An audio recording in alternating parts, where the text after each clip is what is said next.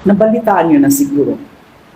Naimbitahan ako maging parte ng prosecution panel para sa impeachment trial ni VP Sara Duterte. Pumayag ako. Kasi di ba, ang pangako ko sa inyo, kahit anong mangyari, lagi akong maninindigan para sa hustisya. Ipaglalaban ko ang tama at totoo. Pananagutin ko ang nagkasala sa taong bayan.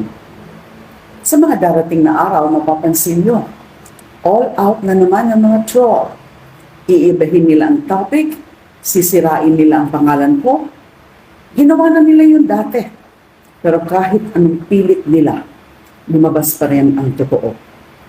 Ngayon, pwede ba akong mag-request sa inyo?